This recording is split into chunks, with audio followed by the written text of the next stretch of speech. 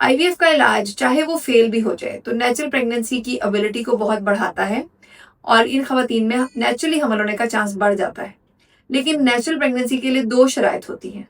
एक खवातीन की ट्यूब्स का नॉर्मल होना और दूसरा हस्बैंड की रिपोर्ट का नॉर्मल होना या नॉर्मल से चाहे चले थोड़ा सा कमजोर होना। ये दो शर्तें हैं।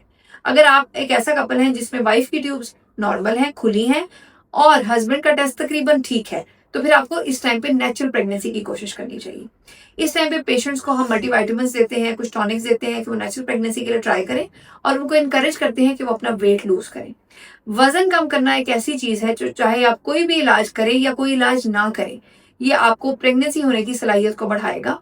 और आईवीएफ का इंजेक्शन लगना, आईवीएफ के इंजेक्शन और आईवीएफ का जो पूरा प्रोसेस एग पिकअप समेत होता है, उसमें ओवरीज को एक बड़ा स्ट्रॉन्ग स्टिमुलस मिलता है फॉर नेचुरल प्रेगनेंसी। तो जब आपने आईवीएफ आपका फेल हुआ है, ये आपका गोल्डन टाइम है फॉर नेचुरल प्रेगनेंसी। इसमें आपको चाहिए कि आप वजन कम करें, कुछ फर्टिलिटी की मेडिसिन यूज करें हस्बैंड वाइफ, और नेचुरल प्रेगनेंसी के लिए ट्राई करें।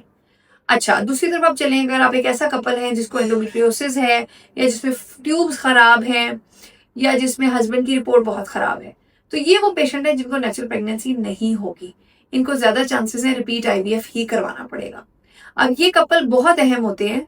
आपको पहले ही चाहिए था नंबर 1 पे कि आप एक ऐसा फर्टिलिटी क्लिनिक चुनें जहां पे आप डॉक्टर को ट्रस्ट कर सकते हैं, और मेरे हिसाब से इस जर्नी को आगे आपको उसी डॉक्टर के साथ आप चलना भी चाहिए।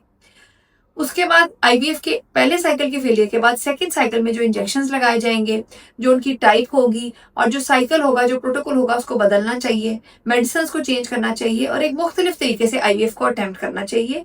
फिर आप में प्रेगनेंसी का चांस बढ़ेगा। तो ये समझ उसी डॉक्टर को आ सकती है जिसने आपका फर्स्ट साइकिल किया। या अगर आप लेट से कोई वजूहात हैं, आपको वो सेंटर पसंद नहीं आया, आपको वो डॉक्टर पसंद नहीं आया, तो आपका फर्ज है कि वो इंजेक्शंस नोट डाउन करें, पेपर पे लिखिए जो आपको लगाए गए थे ड्यूरिंग आईवीएफ।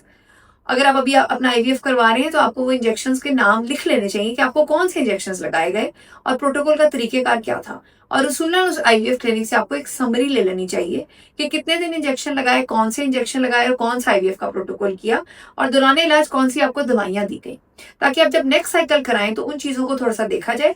इसमें मैं इसलिए नहीं कह रही कि उस डॉक्टर ने कोई गलती की है और आप उसको पकड़ लें, ऐसा नहीं है। फर्टिलिटी का इलाज ऐसा होता है, इसमें कुछ पेशेंट प्रेग्नेंट होती है और कुछ नहीं होते। तो जब नहीं होते तो असूल उसका ये है कि आप कुछ बदल के कोशिश करें, तो इसमें बहुत चांसेस होंगे कि आप सक्सेसफुल हो सकते हैं।